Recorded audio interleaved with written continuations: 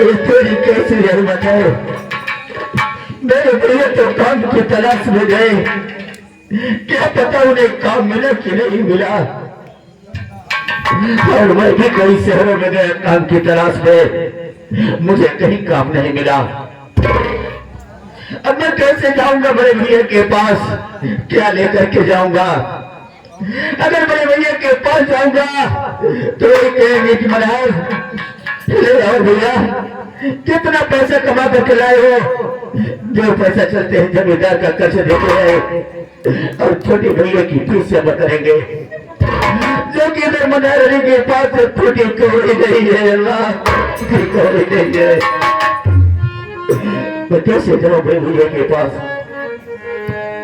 इस गरीबी को मुझे नहीं जीना चाहिए इस दुनिया में।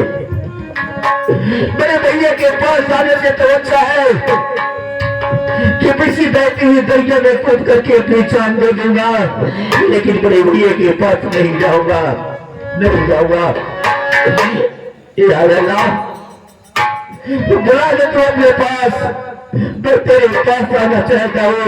नहीं जीना चाहता इस दुनिया में, नहीं जीना चाहता। अल्लाह बुला ले अल्लाह, मैं तेरे पास आ रहा हूँ। बुला ले अल्लाह, नंबर 2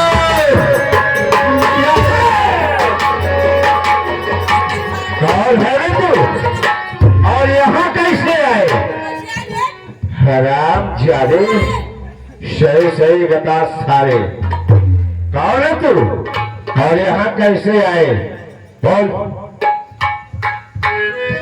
जी, मैं मुसीबत का सताया हुआ लाचार बेबस मजबूर इंसान हूँ। मुसीबत का मारा लाचार इंसान हो तो शाला बहुत ही आराना लगता है। हराम जादे, ये शाला पुलिस का मुखबिर है और ये बता रहा है कि वह बहुत मजबूर इंसान है, बहुत ही आराना लगता है ना। ये चलो वहां से जरा उठा हंटर, फिर बताता हूँ सारा सही नहीं बताएगा। जब तक तुम्हारे ऊपर मान नहीं पड़ेगी तब तक तो नहीं बताएगा। क्या बताएगा साला हराम।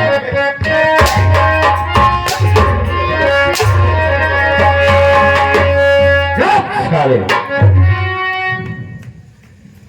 नहीं मालूम है कि शेर सिंह का इलाका है और शेर सिंह के इलाके में जो आता है वो वापस नहीं जाता है।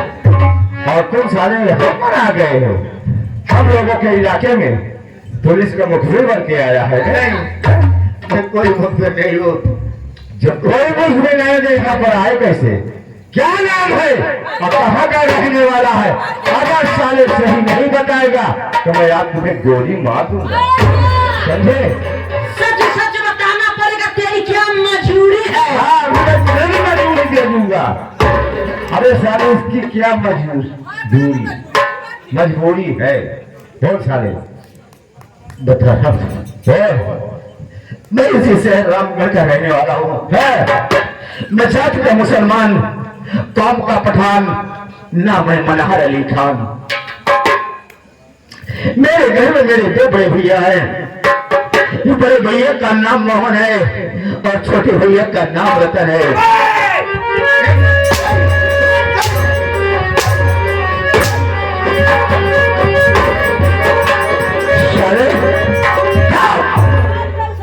क्यों बे? तुम्हारा नाम मनहर अली खान और तुम्हारे घर में 2 भाई, एक का नाम मोहन और एक का नाम रतन। क्यों रे हराम जादे, तुम जात का मुसलमान और वो दोनों हिंदू, कैसे भाई हुए सारे?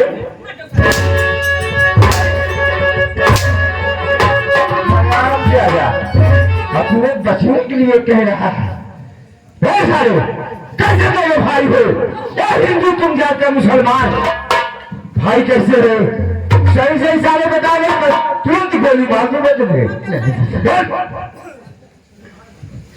मैं बता रहा हूँ, ये बड़ी लंबी और एकदम बड़ी कहानी है।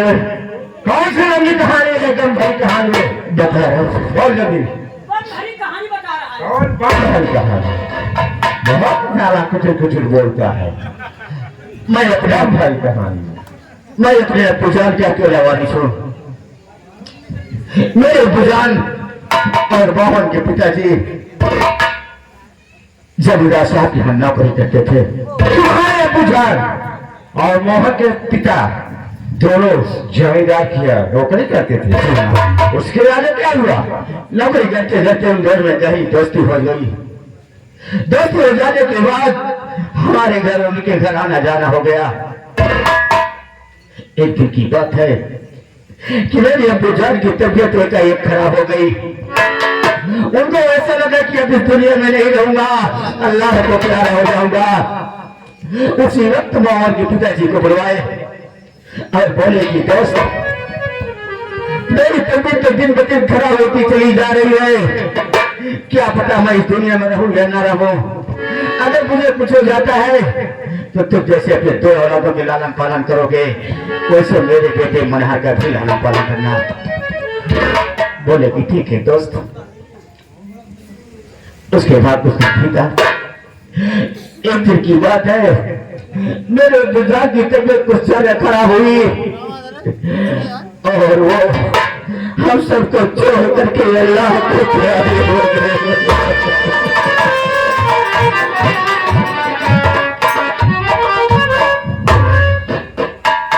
अल्लाह को प्यारे हो गए। उसके बाद मोहन के पिताजी मेरे पूजा के कफन किए। कफन करने के बाद मोहन के पिताजी मुझे अपने घर उठा लाए। उन्होंने जैसे अपने दो लोगों की परवरिश की, वैसे मेरी भी परवरिश की। मुझे इतना लाख प्यार बुरा उस घर में मिला कि भाई अपना घर ही भूल गया, अपने घर नहीं गया। यहाँ तक कि मेरे दोनों भैया मंदिर में पूजा करने जाते हैं, लेकिन मुझे मस्जिद में नमाज अदा करने के लिए भेजते हैं। एक दिन की बात है, मोहन के पिताजी जमींदार साहब के यहाँ से कर्ज लाए थे और कर्ज नहीं दे गए। उसके पहले ही वो भी अल्लाह को प्यारे हो गए। कुछ दिन बीता, जमींदार ने कर्ज मांगने आ गया। कर्ज मांगने आए तो भैया ने मना किए कि मेरे घर में एक छोटी कौड़ी नहीं है, खाने के लिए एक दाना नहीं है। अगर सुबह खाता हो तो शाम को भोजन नहीं मिलता। वैसे ही सो जाते हैं। मेरे भैया ने कुछ टाइम मांगा, मुझे कुछ टाइम दे दीजिए, मैं कमा करके पैसा दे दूंगा। इतना सुनते ही जमींदार ने गुस्से में आग बबूला हुआ और मेरे बड़े भैया को इतना मारा कि मेरा कलेजा कांप गया। और उसके साथ साथ मुझे मारा। उसके बाद कहने सुनने के बाद उन्होंने 2 महीने की मोहलत दी। इसी बीच हम और भैया काम की तलाश में चल दिए। मेरे भैया दूसरी शहर में गए, क्या पता उनका काम वहां मिला कि नहीं मिला। और मैं भी दूसरी शहर की ओर गया। बहुत काम करा था लेकिन मुझे काम नहीं मिला।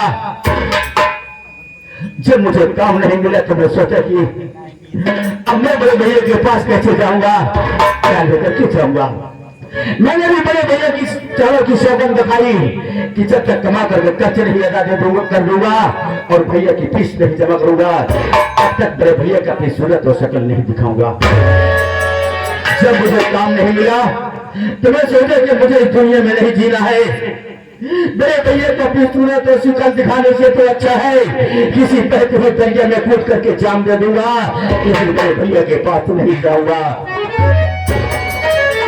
जैसे ही मैं दरिया में छलांग लगाने की कोशिश की, वैसे ही आप सबका आगमन हुआ।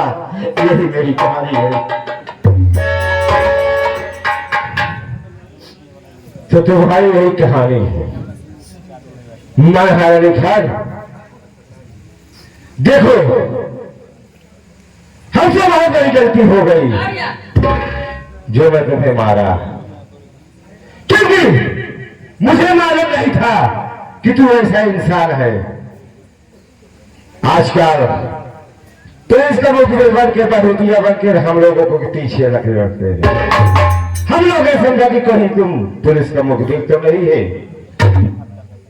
हमारी गलती माफ करो। और मनहार अली खान, अब तुम यहाँ पर आ गए हो, तब तुम यहाँ से जाओगे नहीं। हाँ। मुझे छोड़ दीजिए, मुझे यहाँ से जाने दीजिए। मैं आज के बाद आपके रास्ते में कभी नहीं आऊंगा। घबराओ नहीं मनहार अली खान, होना बंद करो।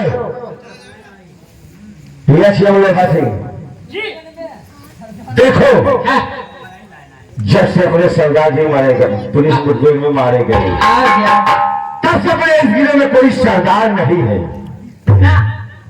और एक इंसान बहुत शरीफ लगता है।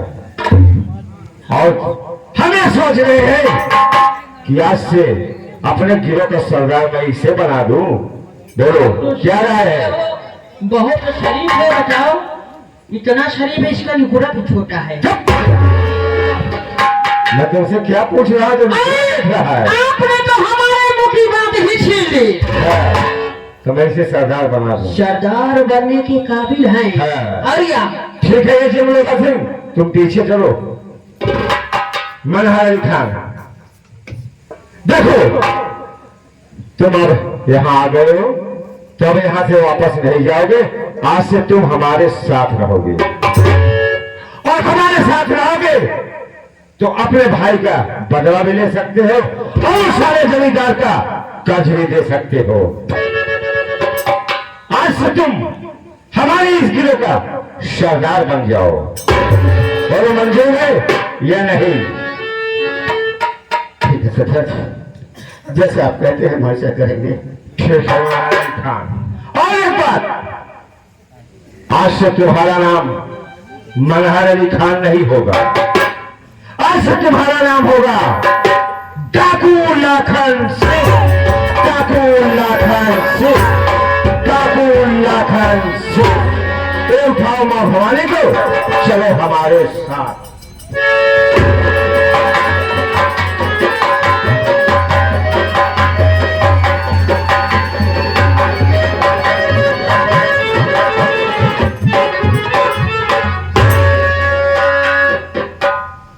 वाह शेखर सिंह, वाह आराम कर, तूने मुझे कहां से कहां पहुंचा दिया।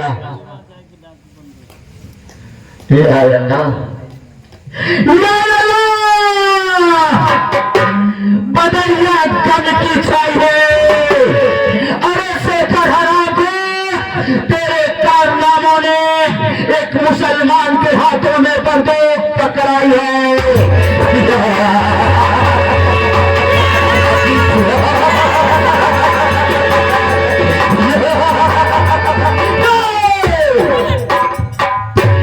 अगर किसी ने भागने की कोशिश किया बेटा, अबे तो उल्टा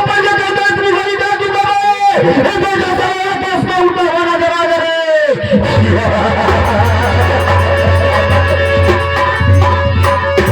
अरे शेखर, आज से बेटा तू अपनी जिंदगी की गिनती और गिनना शुरू कर दे। और आज की बात जब तेरा मेरा सामना हुआ बेटा, तेरा जिंदगी का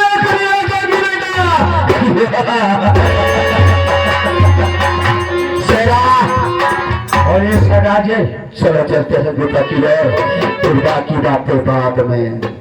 हाँ सरदार जी, चलिए वर्दी को पाएंगे, फिर उसके बाद सोचा जाएगा।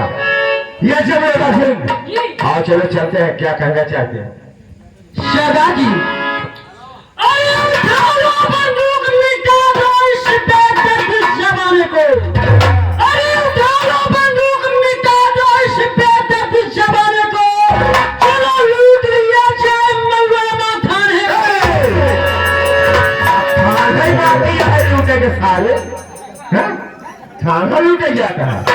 नहीं बात पड़ेगी ना, पुलिस तुम्हारे पीछे लगी है, जा रहा है थाना लूटने साला। सरदार जी चलो चलते हैं। कैसे चलना है सरदार जी? चलो।